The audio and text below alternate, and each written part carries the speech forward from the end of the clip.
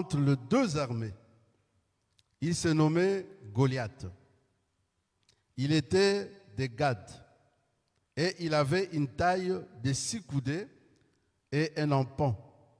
Sur sa tête était un casque de rein et il portait une cuirasse à écailles du poids de 5000 cycles de rein. Il avait aux jambes une armure de rein et un javelot de rein entre les épaules. Nous allons prier le Seigneur. Seigneur Dieu, nous te bénissons ce matin. Comme d'habitude, Dieu est avec nous, Seigneur, et le Saint-Esprit également est là. Merci pour nous parler ce matin au travers de ces textes. Merci pour nous encourager aussi, Seigneur Dieu. Je demande que tu puisses bénir ton peuple. Bénis également ton Église. Prends soin de ton Église et de ton peuple. Et tous les plans de l'ennemi, des distractions, de peur, je suis en train de les détruire dans le nom puissant de Jésus. Merci Père de se manifester en ces moments. Merci aussi pour tes anges qui sont parmi nous. Et nous prions dans le nom de Jésus. Amen. Alors, comme on disait que c'était un combat entre l'armée de Philistins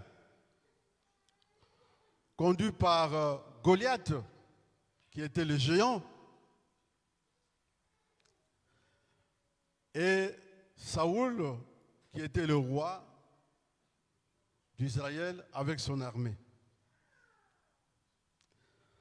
La Bible nous décrit comment était ce Goliath. Goliath était un homme, était grand, costaud. La Bible décrit qu'il était le champion des Philistins, donc le meneur des Philistins. L'homme fort. Goliath, bien-aimé, et son armée, c'est l'image de Satan. La Bible dit qu'il mesurait 2,70 m de long, sa taille, et il pesait 60 kilos le tour de son armure.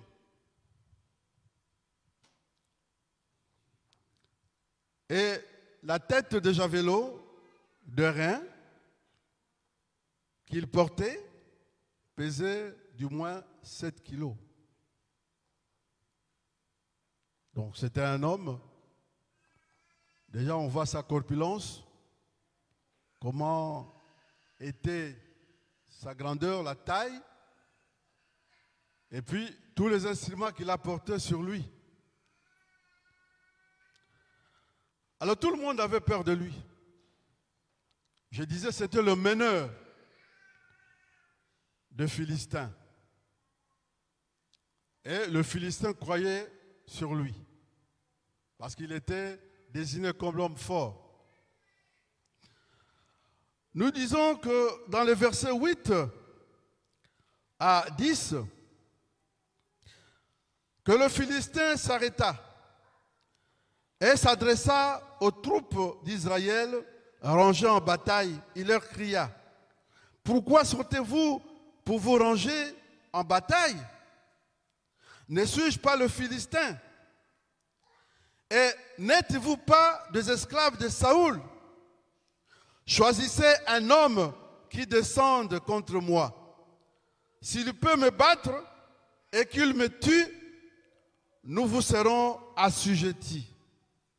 Donc nous deviendrons vos esclaves, nous serons sous votre domination.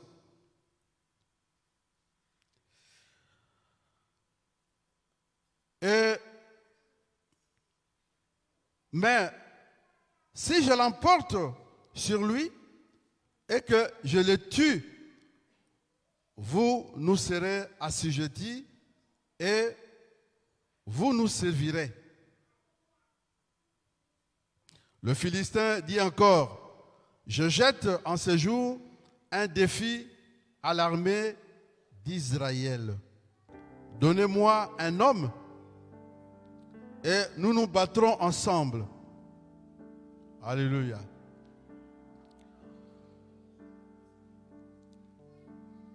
Saoul, devant Goliath. Goliath, un homme provocateur. Goliath s'approcha devant l'armée d'Israël. Il lance un défi. Il dit que je vous battrai. Tous les hommes qui font partie de l'armée israélite. Je suis l'homme fort. Vous savez que celui qui parle trop, il perd. Quand on a l'angoisse devant un homme qui fait beaucoup de déclarations, n'aie pas peur.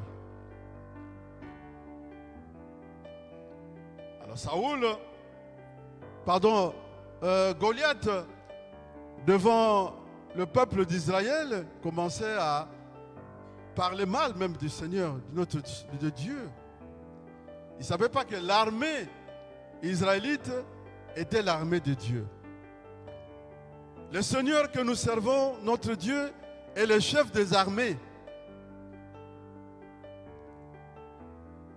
Lui qui était incirconcis, ne connaissait pas Dieu, il commençait à blasphémer Dieu. Il dit ceci: je veux un homme qui vient se battre avec moi. Choisissez parmi vous un homme qui sort vers vous. On va se battre. Si je gagne, vous qui êtes déjà esclaves de Saoul, vous deviendrez sous ma domination. Et une fois que je gagne, mais si je perds, nous maintenant, nous serons assujettis à vous. Mais lui déjà, il avait lancé le défi que je gagnerai. Il commençait à parler, et la façon qu'il parlait, et sa corpulence, sa façon de se tenir, et toute l'armure qu'il avait dans son corps, cela a fait peur à Saoul et Israël quand ils ont entendu ces paroles. Dans le verset 11, nous lisons: Saoul et tout Israël entendirent ces paroles du Philistin, et ils furent effrayés et saisis d'une grande crainte. Bien-aimés,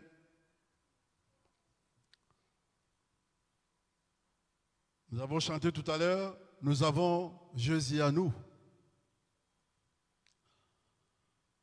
Quand nous disons nous avons Jésus à nous, c'est-à-dire nous avons la victoire.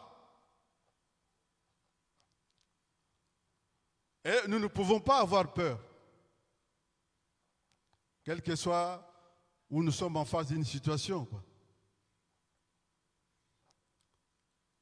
L'homme n'est pas plus fort que Dieu. Je disais que celui qui parle trop, qui fait beaucoup de déclarations, pour faire peur aux gens, utilise plutôt l'arme de Satan. Satan, c'est celui qui fait peur aux gens. Tu dis, oh non, tu n'y arriveras pas. C'est trop tard. Mais en tant qu'enfant de Dieu, si nous marchons dans l'obéissance de Dieu, si nous marchons selon ses préceptes, le Seigneur est toujours à nos côtés pour pouvoir te garantir la victoire. Jésus-Christ est notre assurance. Alors, dans le verset 11, nous avons dit que le peuple ont suivi cette déclaration. Ils étaient tous désespérés. C'est-à-dire les enfants d'Israël. Désespérés totalement. Terrifiés. Ils avaient peur. Ils disent, mais fini. On a perdu la bataille. Mais il y a un jeune qui est sorti du camp de l'armée israélite, le jeune David. Le buteur était venu rendre visite à ses frères. Ses 3 frères qui étaient dans l'armée de Saoul. Commandité par son père lui a donné l'ordre, lui a envoyé d'aller dans le front, dans la bataille, pour visiter le sien. Ce jeune David se présenta pour se battre avec Goliath. Nous lisons dans le verset 32, David dit à Saoul que personne ne se décourage à cause de ces Philistins. Que personne ne se décourage. Ton serviteur ira se battre avec lui. Les gens étaient étonnés. Voir un jeune, il était le plus jeune, d'aller se battre avec Goliath. Goliath, c'est aussi l'image du diable. David, il était confiant en Dieu. Que j'y vais aller le battre. Mais ce n'était pas plutôt David qui devait le battre, mais c'était Dieu qui était en lui. C'est Jésus qui était en lui, l'homme de victoire. C'est lui qui devait se battre avec Goliath. Bien-aimés, votre combat, ce n'est pas le vôtre. Quand on dit c'est mon combat, notre combat, ce n'est pas notre combat, ce n'est pas mon combat, mais c'est le combat de Jésus, Christ. Et nous lisons nous ne pouvons jamais voir dans le dictionnaire de Dieu se marquer ou mentionner échec. Échec, il n'y en a pas. Dieu nous emmène de gloire en gloire, de victoire en victoire. Alléluia. Parce qu'il n'est pas un homme de défaite. David a dit à Saoul, moi j'irai me battre avec cet homme-là, qui blasphème le chef des armées, notre Dieu. C'est un circoncis. Je vais aller le battre. Et la Bible dit que, oui, Saoul était d'accord. Il a même proposé à David ses vêtements de combat, mais ce dernier refusa de pouvoir le porter car il n'en avait pas besoin. Et Saoul aussi, il avait sa tenue de combat. Et David a dit non, ça c'est plus lourd pour moi. Non, je ne suis pas à l'aise. Je n'utiliserai pas ça. Je n'ai pas l'habitude. Je vais aller se battre avec cet homme. Et je vais gagner. Je disais qu'il avait confiance en Dieu. Nous devons avoir confiance à notre Dieu. Nous devons lui faire confiance.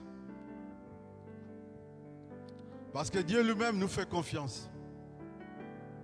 Peut-être qu'il y a beaucoup qui ne peuvent pas croire que Dieu te fait confiance. Et nous devons avancer. Sortir de peur. Ça, c'est la peur, c'est contraire à la foi. Satan, il a toujours ses manies pour décourager. Quand il vient pour te combattre, pour te faire du mal, il commence d'abord à t'agresser par ses déclarations. David a dit, je n'ai pas besoin de ça. Je n'ai pas d'habitude. Et si nous voyons dans le verset 40,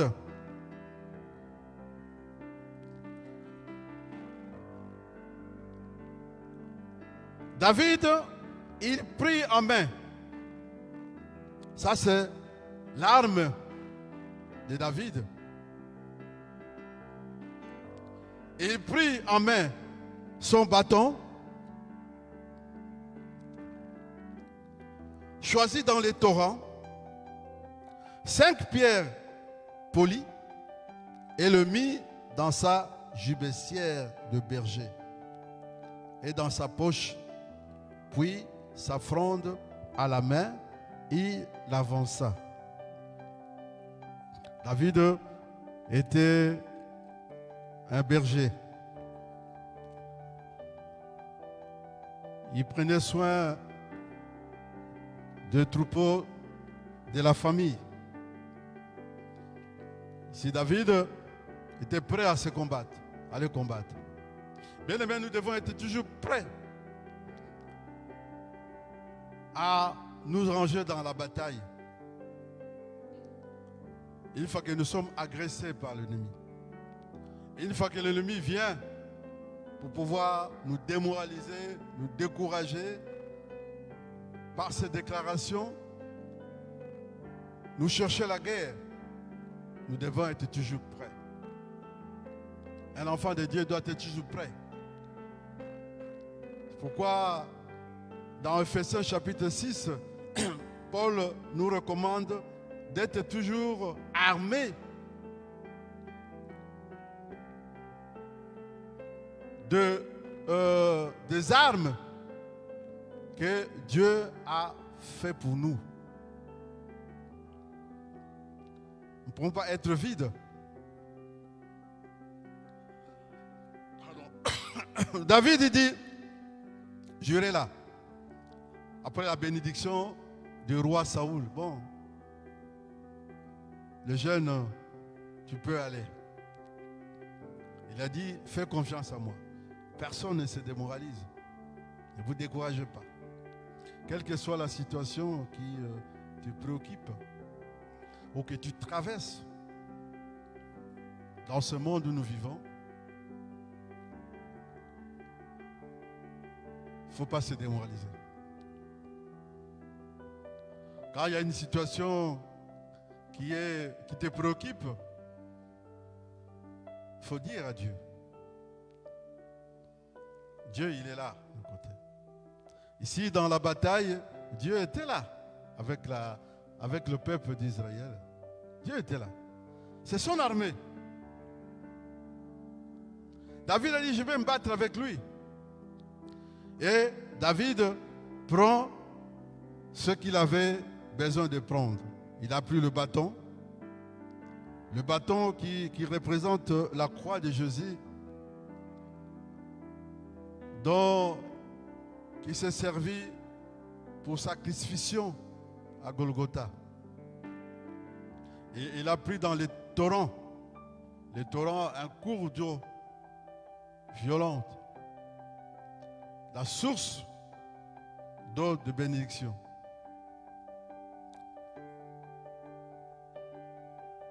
Nous devons toujours nous faire recours au Saint-Esprit de Dieu. Le Saint-Esprit de Dieu qui combat pour nous. Ésaïe, dans chapitre 60, il dit que si l'ennemi vient comme un fleuve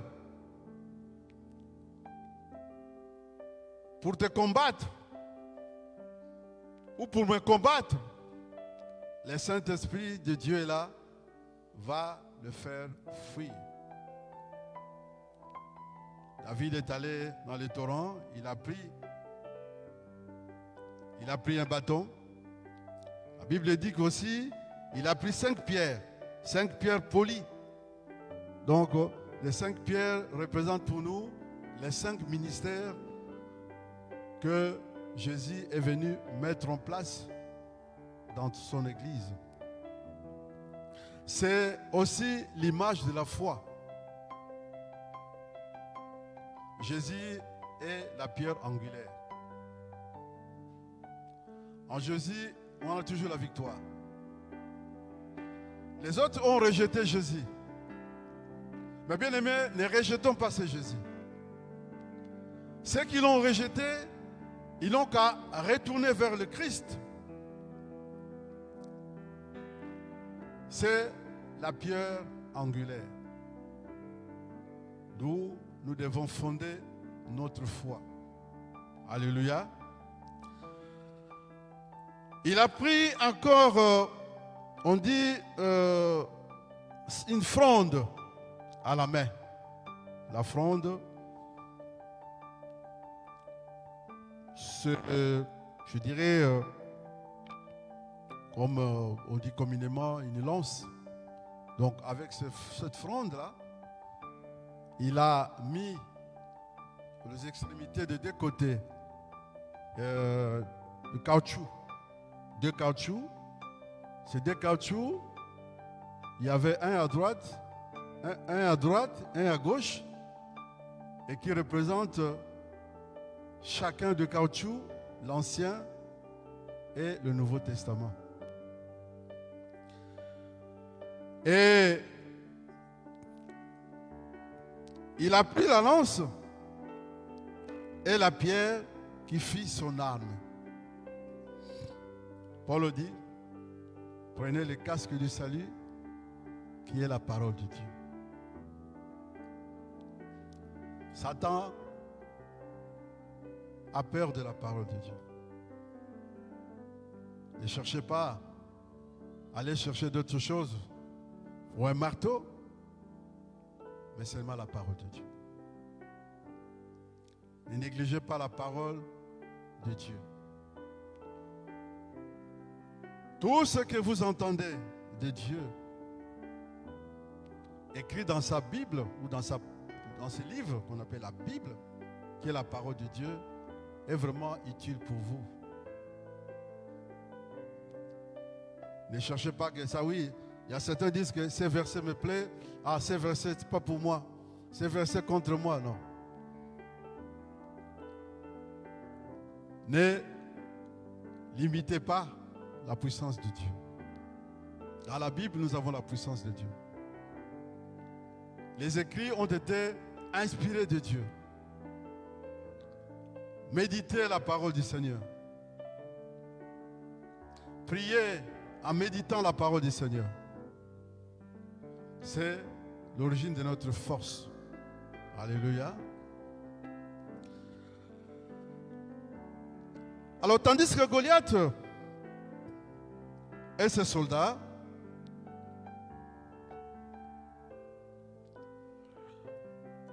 un circoncis, comme on avait dit, Goliath était un homme sans valeur. C'est une taille pour rien.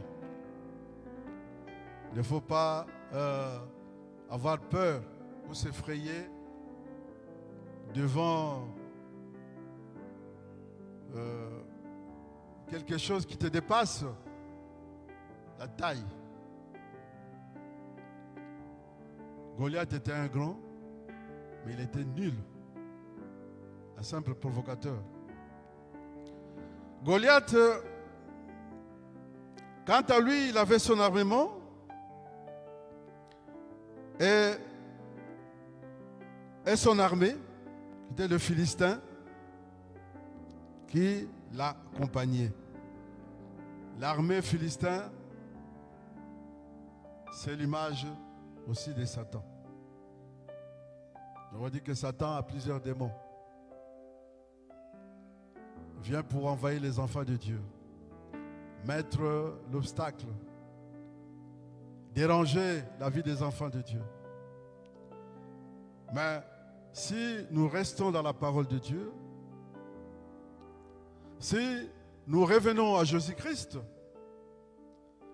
qui est notre soutien, la pierre angulaire, jamais nous pouvons passer à... Nous avons su passer de défaite. Dieu nous amène de victoire en victoire. Alors, le verset 50.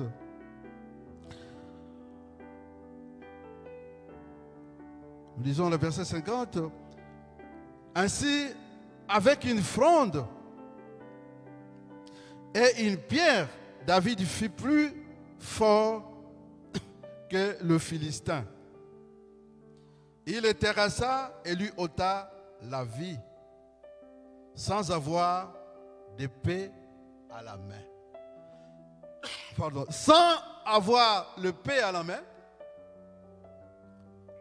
seulement avec sa fronde et également le pierre qu'ils avaient entre ses mains, David parvient à terrasser les camps de l'ennemi. Il a tué Goliath. Donc il a gagné Goliath. L'épée ici représente la parole de Dieu. La parole de Dieu, c'est un couteau à double tranchant. Hébreux chapitre 4, verset 12. Sans l'épée, mais avec sa fronde et une pierre parmi les 5 qu'il avait prises dans le torrent, des pierres polies, c'est ça qui s'est servi à lui de pouvoir abattre le Goliath. Alléluia.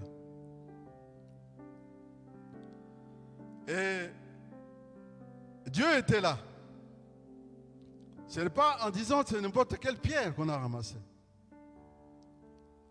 Nous avons dit que Pierre représente le Christ lui-même. Jésus était là. Tous les combats, sans Jésus, nous ne pouvons rien gagner. La victoire nous vient quand on est avec le Seigneur. Quand on dit la victoire, ce n'est pas seulement gagner une bataille, mais aussi dans nos démarches, soit administratives, ou nos besoins que nous avons, nous nécessitons. Et nous allons voir. Par ça, on a aussi des promesses de Dieu. Nous devons toujours faire confiance à Dieu. Ici, David a fait confiance à Dieu. Ainsi, avec une fronde et une pierre, David fut plus fort que le Philistin. Dieu nous amène, comme j'avais dit, de gloire en gloire. 2 Corinthiens, chapitre 3, verset 18. Frères et sœurs, dans le Seigneur, pour gagner l'ennemi, il faut connaître son armement. D'abord, Goliath est venu. Avec son armée, il a fait peur. Et David a vu. Il a, disons, analysé sa façon d'agir. Le matériel de combat qu'il avait, des outils de combat. L'armement que l'armée de Philistins avait. Mais David a fait recours à l'armement de Dieu. Et David, ici la Bible dit que David s'avança par la foi. C'est par la foi. La foi est tellement importante. Sans la foi, nous ne pourrons pas gagner une bataille.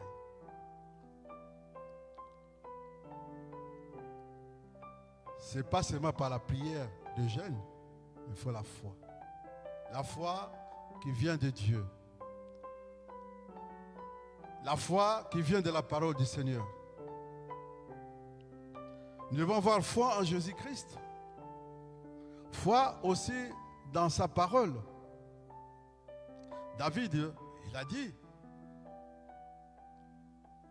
je mets ma confiance à ce Dieu. Selon ce qu'il avait dit, selon ses promesses. Nous pouvons aussi le faire. Nous pouvons plus faire des déclarations. Nous pouvons aussi passer, agir comme tel que David avait fait. Dans le temps, on voit des héros qui ont marché par la foi, nos anciens. Nous devons aussi, de notre tour, marcher aussi dans la foi comme fit nos héros. Alors, les croyants doivent vivre par la foi, pas par la vie. David, par la foi, il a su déjà ce qui va se passer. Mettre sa foi en action. Croire en Dieu et marcher avec lui, avec la foi. Nous devons continuer à marcher avec Dieu. Marcher avec Dieu, c'est l'aimer. C'est lui servir. C'est l'obéir. Quand nous marchons avec Dieu, nous croyons à lui. Tout est possible avec la foi que nous allons mettre en action. Et toujours confiance à Dieu.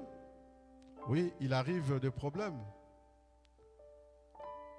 Nous passons des problèmes, des difficultés, je dirais. Nous devons, sans avoir des réserves, parler à Dieu. David a dit, avant d'aller au front, j'irai battre. Je fais confiance à mon Dieu. Hein? Dieu, il a dit, il a confessé la parole de Dieu. Et il est allé, Dieu était avec lui. Bien-aimé,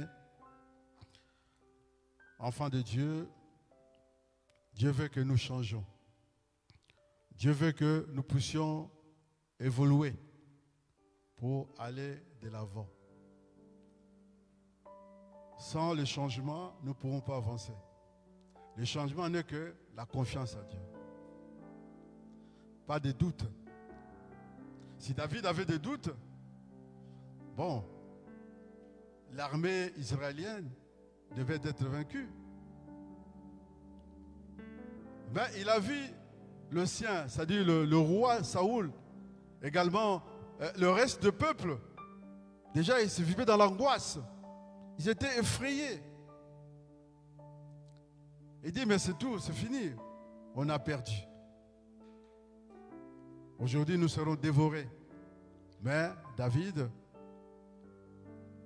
confiance à Dieu, n'avait pas de doute.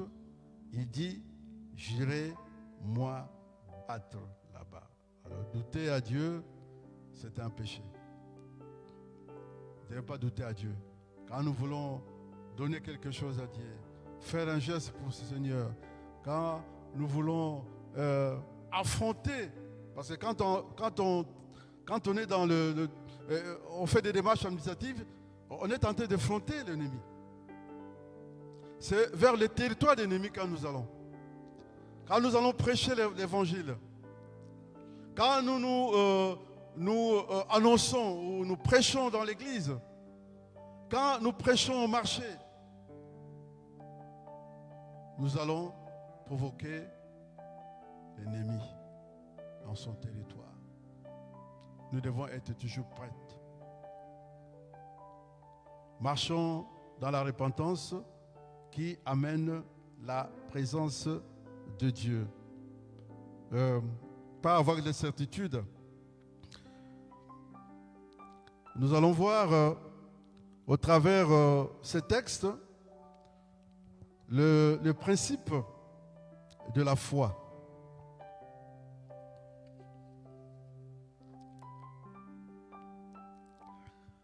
Alors, on disait que la foi n'est pas une menace.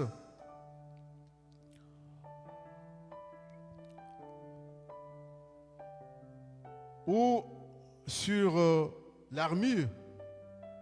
L'armure, c'est l'arme, c'est la tenue que Saoul, le roi, avait donnée à David. David a dit non, je ne suis pas habitué à ça. Donc, on gagne le combat, c'est par la foi en Dieu. Donc, David avait choisi, il a choisi le pierre qui dit, c'est l'image de la foi. Donc, nous aussi, nous devons expérimenter cette histoire de la foi. On n'est pas différent de David qui a servi Dieu. On est aussi ceux qui servent Dieu. On est aussi des enfants de Dieu. Nous vivons dans l'obéissance. Nous obéissons à notre Dieu. Hein? Enlever les doutes. Fais comme David avait fait. Fais l'expérience. Expérimenter. C'est une grande histoire de la foi. Et à la fois aussi, les enfants de Dieu peuvent prouver Dieu au travers de leur foi. Ce n'est pas seulement la foi du pasteur ou la foi de membres de l'Église, mais c'est ta foi. Mets ta foi en action. Mets Dieu à l'épreuve. David savait que Dieu est là. Dieu va le faire. Amen. Alors, la foi n'est pas basée sur la force et réputation. Elle n'est pas non plus basée sur la force humaine. Ce n'est pas au-delà de notre force ou notre réputation que la foi se base. C'est-à-dire que non, il est réputé, il est grand, il est costaud, il est fort. Ce n'est pas par la force humaine. Deuxièmement, la foi ne produit pas la peur. Par la foi, quand on a la foi, on n'a pas peur. On avance. Bien-aimés, nous devons avancer. Avancer pour servir notre Dieu. Nous devons nous mettre au travail du Seigneur. Pas avoir peur de l'ennemi. Parce que la peur vient de l'ennemi. L'ennemi qui fait en sorte que nous oublions Dieu. Ah non, mais si je vais là-bas ou prêcher l'évangile ou distribuer des tracts, il y a quelque chose de mal qui va m'arriver. Non, ça c'est la peur qui vient de l'ennemi. C'est l'arme de l'ennemi. Nous devons parler de Dieu ou de Jésus aux autres. Aider les autres. Montrer Jésus aux autres. Qu'il est l'homme fort. Il est la personne dont nous pouvons faire confiance. Il est là pour nous. Jésus est là pour nous donner la victoire. Et troisièmement, la foi est toujours prête. Quand l'ennemi vient pour nous agresser, nous devons être prêts à faire face. La foi n'est jamais en retard. Dans la vie, il y a un adage qui dit, dans la vie, il faut, je pourrais dire, il faut de risques. David n'a plus de risques, mais il était sûr. Quand on prend un risque, on est sûr. La foi est toujours prête, pour nous permettre d'aller affronter, combattre celui qui vient pour pouvoir nous agresser ou voler ce que nous avons reçu de la part de Dieu. Quatrièmement, la foi produit la colère et accusation à ceux qui ne le croient pas. On a vu le frère aîné de David, dans le verset 28, il s'est mis en colère.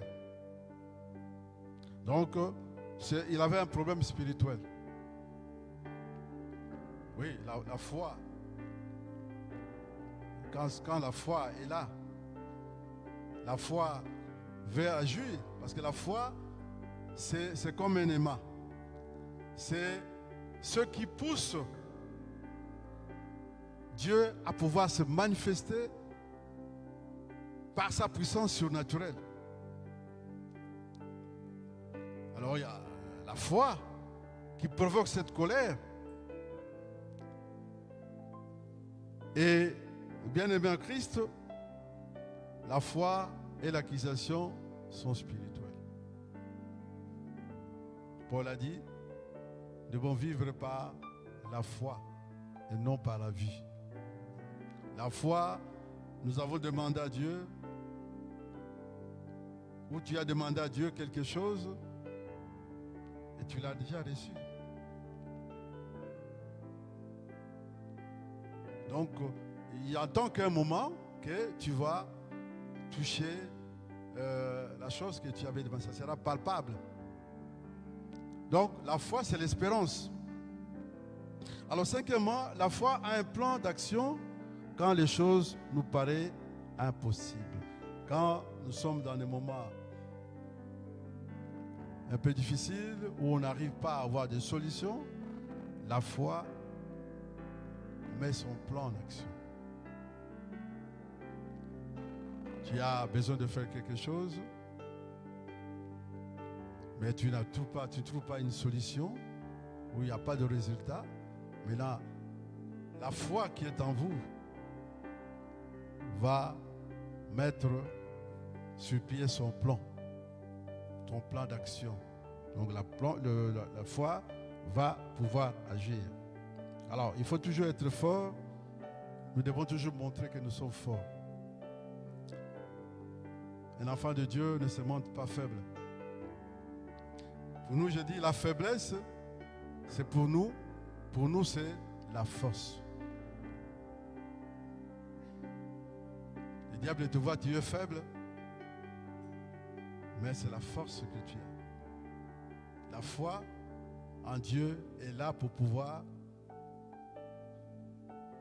se mettre en action. Donc tu es prêt à l'affronter. Ne montrons pas la faiblesse. Même quand nous prions, ne montrons pas la faiblesse. Nous sommes forts et nous restons forts. Parce que le Seigneur, Jésus-Christ, il est l'homme le plus fort. Et aussi, sixième point, la foi a un témoignage. Un témoignage. Donc David, ici on voit David, dans le verset 34-35, il commence à témoigner ce qu'il a vécu quand il s'occupait de troupeaux de sa famille. L'ours était venu et lui, il a attrapé l'ours, il l'a tué. Bien aimé, nous devons témoigner. Il y a beaucoup qui ne témoignent pas. Témoigner, c'est que Dieu a fait au travers de ta foi que tu as reçu de lui. La foi donne ou encourage aux autres. David a dit devant l'armée des Israélites, avec devant aussi Saoul, ne vous découragez pas. Regarde, je vous donne cette histoire. Ce qui m'est arrivé quand je m'occupais des troupeaux.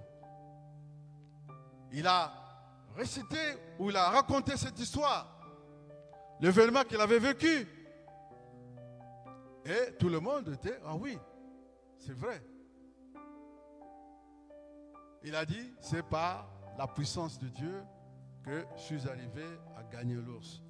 Et le peuple était apaisé.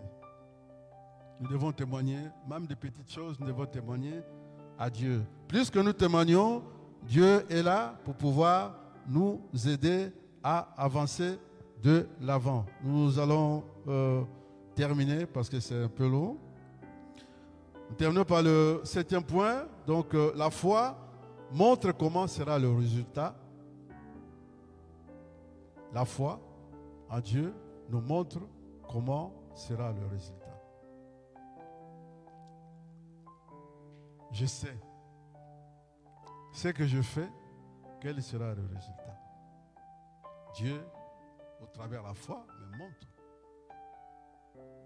Dieu nous parle de plusieurs façons, de toute façon on a dit ça, par des visions, des songes, des sentiments.